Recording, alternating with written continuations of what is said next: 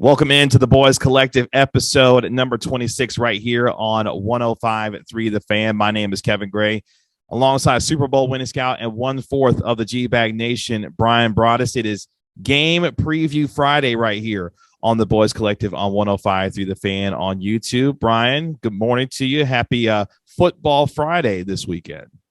Happy Football Friday to you as well, man. I'll tell you what, this season has flown by so far. So, yeah, here we are.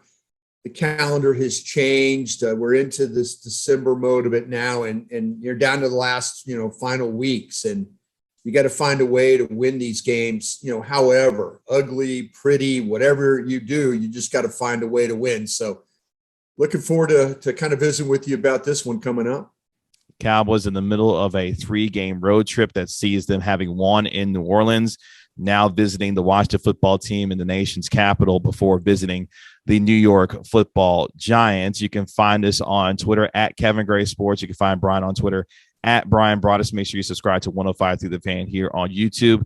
And you can follow us on Twitter, Facebook, and Instagram at 105.3 The Fan. And also, of course, on 105.3thefan.com. Let's jump into the Broaddus files here. A lot of news being made as the week has gone on for this Dallas Cowboys football team at 8-4, visiting the Washington football team at 6-6, winners of 4 straight themselves.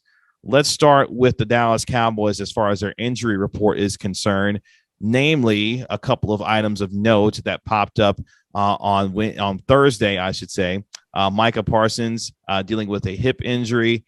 Also, Tony Pollard revealing that on the 58-yard run that he had against the New Orleans Saints, tore his plantar fascia. So he's going to be a game-time decision, it sounds like, for the Cowboys as they visit the Washington football team. Let's start there, Bryan, with those couple of injuries popping up. It feels like as soon as the Cowboys start to get healthy with the returns of guys like, Randy Gregory and Neville Gallimore and DeMarcus Lawrence and others, there's another one or two that pops up, and now it's Micah Parsons and Tony Pollard. From you and your perspective, what should we be concerned about these injuries for both of these players going forward? Yeah, you know what? Anytime you come up on the injury report, it's something that whether it's something that bothers the player or something they detect or something happens in practice. And if I could focus first on Tony Pollard, we talk about a tear. Again, this is a thing that I was told a partial tear. Now, I don't know if some people will say, hey, it's probably good just to tear the whole thing and go from there. And others will say, well, you can find a way to play through these things. I mean, there's athletes that have done that. And all indications are that Tony Pollard is going to play this weekend against the football team. But instead of a full-blown tear, I was told it was a partial tear. As far as Michael Parsons and stuff like that, he's been just outstanding, as we all know, throughout the whole entire season. The hip injury is something that they just were going to monitor and see how it played out, but it didn't appear to be anything that was going to cause him to miss this game. So, yeah. But on the other side of it, though, you get, you're looking at Neville Gallimore as being a good for this week. Randy Gregory as being a good. You get Tristan Hill back from suspension, which will be a good, and then Tank playing last week. So, yeah, I think this is the type of a game where, again, all hands on deck in a good way for the Cowboys.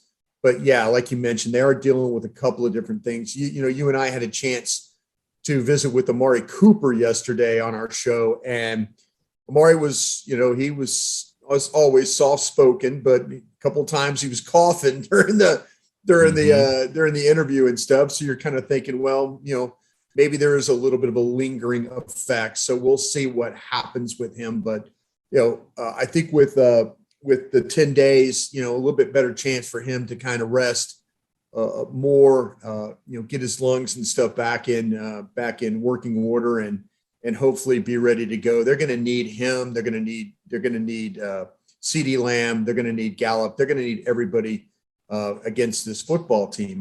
Like I say, I kind of feel like this is going to be a difficult game, but it's a game where if you look at the personnel, the Cowboys are the better team, as they say on paper. Couple of other injury notes real quick. Noah Brown has been placed on injured reserve. He's dealing with a groin injury. Cedric Wilson was limited in practice on Thursday. He's dealing with an ankle injury. Yeah. So the wide receiver depth a little bit, taking a bit of a hit with Noah Brown going injured reserve. Cedric Wilson dealing with the ankle. But you do have your top three receivers in Amari Cooper, CeeDee Lamb, and Michael Gallup all good to go and ready to play on Sunday. So the Cowboys should be okay on that front. Conversely, with Washington is dealing with a ton of injuries themselves, whether it be Logan Thomas, whether it be, and also Montez Sweat. He's been placed on the reserve COVID-19 list. So he will not be available for the Washington football team when they take on the Cowboys. Also, guys like Landon Collins, he's dealing with a foot injury. Curtis Samuel, he's dealing with a groin injury. Jamin Davis dealing with a concussion. Kind of a mash unit right now for the Washington football team, despite the fact that they've won 4 games in a row. Yeah, I feel like the one that's going to hurt them the most is Logan Thomas. You know, when you watch the football team play, and during this 4-game winning streak, Logan Thomas is the guy that Taylor Heineke would go to make big plays. They've got some really nice little weapons. I think Terry McLaurin's a really good player. I think Adam Humphries is a nice player. This DeAndre Carter is a good player that they have. I mean, they've got guys unless you really are a fantasy football guy or gal, you would not probably know these names off the top of your head. But these are solid football players. But the Logan Thomas injury, I think, is really big for them. And also, too, that J.D. McKissick is also dealing with a little bit of a concussion problem there. And McKissick is kind of like their third down guy. But, so we'll see. Antonio Gibson is going to be a handful. I have a feeling that the football team is going to try and run the ball on you. And we'll see if Tank and Randy and Micah Parsons and Neville Gallimore can hold up front against this football team's offensive line. Should be a fascinating matchup between two teams that at seemingly one point were going in opposite directions. The Cowboys, who had lost 3 out of 4, the Washington football team getting on track themselves, winning 4 in a row, have positioned themselves at 6-6 to make things interesting right now in the NFC East. Speaking of interesting, Mike McCarthy went full Joe Willie McCarthy on us the other day, as he said, in essence, we're going to win this game, and had raised a lot of eyebrows around Cowboys Nation, and clearly got the attention also of Ron Rivera when he was also asked about it. Ron Rivera saying, that's a big mistake on his part. He's trying to make it about him and not his football team. We're going to prepare and do what we have to do, and then we'll go out and play the game on Sunday. I'm paraphrasing, obviously, what Ron Rivera has said, though. Your thoughts on Mike McCarthy, who at times during his tenure with this team has used different motivational tactics, where it be, smashing watermelons, monkey butt paste, whatever you want to call it. Mike McCarthy at times has pushed these certain buttons. Do you think that this was another one of those times where Mike McCarthy said, hey, look, I believe and have confidence in my football team. I'm going to go on record and say what I believe. I'm sure most of his players, if not all of his players, obviously, have said in the locker room that, hey, we're going to go out on Sunday and handle our business and win this game against Washington. Yeah, your quarterback even used a really a curse word to say the same thing, that they felt like that he was going to win. We talked to Amari Cooper yesterday. He basically said, yeah, players are going to say that, hey, Ron Rivera and that crew over there believe they're going to win the game too. And there are certain teams in this league that believe when they go in there, they are going to win games. There's certain teams that believe that they're not going to win games. And I kind of feel like, though, that this thing is, you and I had this discussion yesterday on the show about it. And I kind of felt like that I applaud Mike McCarthy for doing it. I really did. I feel like, hey, stand up there, write a check, see if your team can cash the check. If they go out there and lose this game, it's not probably going to be because of Mike McCarthy. It's probably because they didn't throw the ball well enough, they didn't block well enough, they didn't tackle well enough, that the football team went and took it from them, and that's a possibility. But I do appreciate Mike McCarthy, showing some confidence in his football team. And, and as a player, you can look at it a couple of different ways. You could say, wow, he's got our back, he's confident in us, and that we need to go have his back. And, if we get to the post-game show on Sunday afternoon and they didn't win, it probably won't be because of Mike McCarthy. Like I said, it'll be because of some other things that happened in this game. It's interesting because I tend to ultimately think it's a good thing. And I'll say this because, to be totally honest, there's no extra motivation that's needed in these divisional games. You got 4 divisional games in your last 5. The last thing theoretically that you would want to do is to give your opponent bulletin board material, even though Washington can look at their situation and say, hey, we're the team that's won 4 games in a row. We're the team that's coming up on the heels of the Dallas Cowboys. What does Mike McCarthy think he's talking about, saying that they're going to just walk in here and win this football game? So there's 2 sides to that. But ultimately, if it's something that he believes in, why not go ahead and say it, especially if you feel like it will instill the kind of confidence in your football team that you believe based on the talent that you have. You're getting healthy as this season continues to go on. And 100% honestly, you are the better team than Washington going into this game on Sunday. So it's, as you said, a check that these players are going to have to cash on Sunday, because let me tell you something, Old Takes Exposed is going to be waiting on him. Everybody's going to be waiting on the Cowboys to see if they handle their business based on what Mike McCarthy said. And if they don't, there'll be some fodder, obviously, for folks to be able to There's no take question. into. The team that wins this game, I mean, it could be a lose-lose for Mike McCarthy, to be honest with you, though. I mean, if you think about it, I mean, they lose this game, and then, then you've got to play the football team in 2 more weeks. And then, and then you're in a situation where, well, you're going to guarantee a win this time, and then, you're going to do it again. Ron Rivera will fire back something. I'll say this, though, you lose this football game and it becomes a 1-game lead. That's it. You're down to a 1-game lead in this division. And that, if you're the Dallas Cowboys, you don't want that. You just don't want, I mean, the worst thing that could happen to Mike McCarthy is this last 5 games that the Cowboys find a way to lose this division.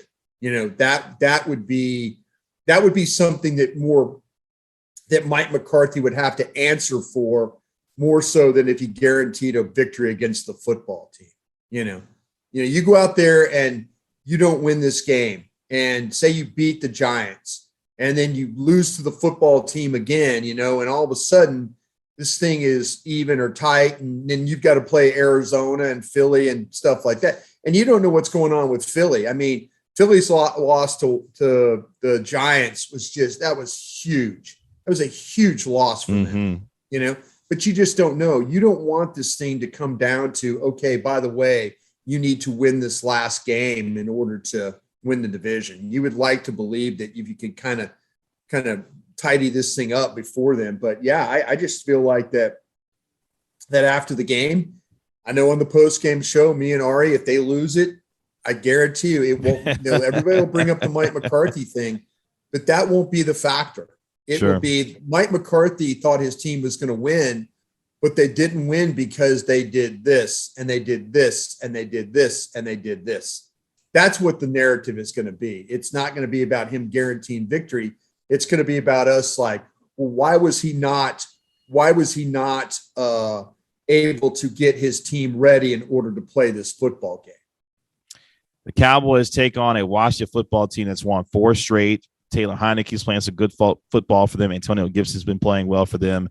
That gets us into our game preview as the Dallas Cowboys at 8-4 visit the Washington football team on Sunday at high noon, which can be heard right here on 105.3 The Fan with the voice of America's team, Brad Sham, Babe Laufenberg, and Christy Scales. Ari Timken and Bryan Broaddus will have your halftime and post-game shows on 105.3 The Fan. Let's start with this Dallas Cowboys defense and how they will attack Scott Turner, the offensive coordinator and son of Norv Turner, who Cowboys fans know quite well, how they will attack Scott Turner's offense, an offense that during its 4-game winning streak has converted 50% of its third downs during their win streak, because they have been 3rd down and 4 or less, converting 27 of those 58 third downs. So they've been 3rd and 4 or less. How does this Cowboys team find themselves getting them into 3rd and long situations to maybe unlock that pass rush against Taylor Heineke and this football team? Yeah, the key here, KG, is going to be about really what do you do with Antonio Gibson, and really how. I mean, to me, when I went back and watched the Tampa game and then I watched the Raiders game, what you have to do for Gibson is he's a physical back. He's a square back. And I mean, square in the way he's built. He's going to run into you. He's going to deliver a blow. He's going to finish forward. Teams that had success slowing him down were able to get to him before he got going. And they're going to line him up deep. They're going to hand him the football. They're going to hand him the ball on the inside stuff, then the read option stuff. And he's going to attack, and he's going to try and get downhill as fast as he can. But the teams that were able to kind of slow him down were able to get bodies up the field. Tank Lawrence up the field, Neville Gallimore up the field, Randy Gregory up the field. Micah Parsons filling holes, Leighton Vander Esch filling holes. You can't let him get to a point where it turns into 2nd and 5, 2nd and 4, 2nd and 3. That's the type of back he is going to test. The football team wants to limit the number of possessions you get. That's their goal. That's their, most teams could get anywhere 11, 12, 13 possessions a game. They want to give you between 8 and 10. That's all they want to give you. So, they're going to try and run it. They're going to try and play action. They're going to try and throw the ball. They're going to try and convert with Humphreys, McLaurin, Logan Thomas being out is a huge thing. Now, the teams that are able to get them in some long yardage situations, that's a little bit different because Taylor Heineke is not your most traditional quarterback. He's going to kind of move around in the pocket. He's going to duck. He's going to dodge. He's going to find ways to throw ball sidearm, wherever he does. But what you also have to do with him, though, KG, is there are times in these games where he has thrown the ball to the opponents and they just haven't caught it. He could turn over the ball. He's capable of turning over the ball. Mm-hmm. And you have to be ready for that. You can't drop a pick six like the Raiders did, last week. You can't miss passes like Tampa did, and I think that's really where the key of this thing is. Can you control Gibson in the running game? Can you make Heineke have to throw the ball a ton in this game and see if he can do that? I mean, they've got capable players, but again, it's you just got to be ready. You got to be ready when he throws you that one when it's a mistake. Speaking of Antonio Gibson, has 109 touches during the team's 4-game winning streak, the second most since week 10 behind only Jonathan Taylor. Gibson has had 4 touchdowns and averaged 132 scrimmage yards against the Cowboys in 2 games against the Cowboys last year. So Antonio Gibson loves to play against the Dallas Cowboys, especially the way that he's performed for them. It's going to be interesting because you talked about Antonio Gibson and the impact that he has. And you had made a terrific point yesterday on G-Bag talking about the idea of, because I had mentioned, well, maybe, you see some Micah Parsons spying on Taylor Heineke, and you're like, hey, not only that, Micah Parsons' ability to match up with Antonio Gibson out in space, with his speed and his power, being able to go against Gibson. How important is that matchup going to be between those two on Sunday? Yeah, the Cowboys have struggled at linebacker, and I think a lot of it has had to do with the fact that Micah Parsons has had to play like down defensive end in some of these packages and stuff to be a pass rusher. Now that you got Tank back, Randy back, Dorrance Armstrong, Golston, guys like that, you're going to need a good little rotation in there. But now you could play rush the passer with defensive ends. And I think it's going to be really important to have Micah Parsons to be able to fill gaps. You're going to need, and it's hard to say right now because he hadn't played well in the last couple of weeks. I mean, he played well against Denver, but with Leighton Vander Esch, even though they got beat bad by Denver, he was really a bright spot in that game, tackling stuff. And, he struggled. I mean, he struggled here the last couple of weeks. And so, Leighton Vander Esch, if he could have a big game, Micah Parsons could have a big game. That's what you got to do. I think this if the Cowboys win this game, I think it's going to be because their offense just put this thing out of reach for the football team. Football team, like I said, wants to play slow. Micah Parsons and those guys, could tackle but if the Cowboys offense can get that rhythm like they did against Atlanta, where they're scoring, where all of a sudden it's a 7-0 game. It's a 14-3 game. It's a 17-6 game. It's a 24-10 game. You know what I'm saying? I mean, that's Dallas needs, if Dallas can take possessions and cash in every time, that puts a lot of pressure on the football team. That puts a ton of pressure on the football team to have to score along with you. And they really don't want to do that. So yeah, linebacker play, super, super, super important in this game, able to match with Antonio Gibson. Washington has been one of the worst red zone offenses in 2021, scoring a touchdown on only 19 of 38 red zone opportunities, which is 50%, second worst touchdown efficiency in the league. So the Cowboys not only will need to get this team into third and long situations, but obviously will have opportunities if they do find themselves in the red zone, tightening things up against a team in Washington who does not perform well in the red zone. That moves us now to the other side of the football.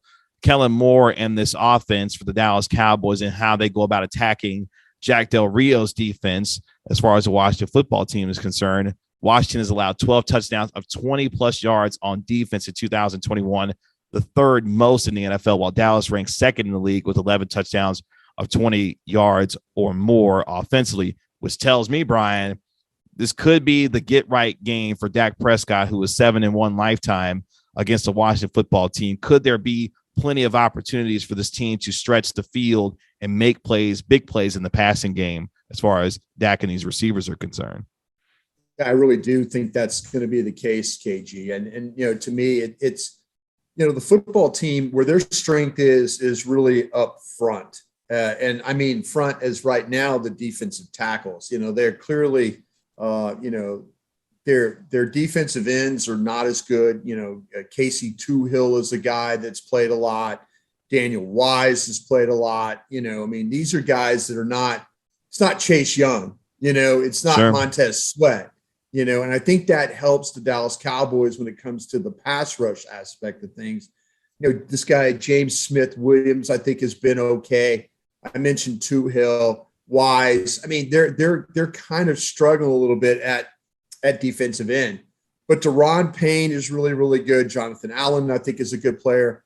What happens at guard, especially the left guard? Are they able to control Payne or Allen or those guys when it lines up over, with Connor McGovern over there at left guard? So I kind of feel like that it's going to be important to make sure that's taken care of.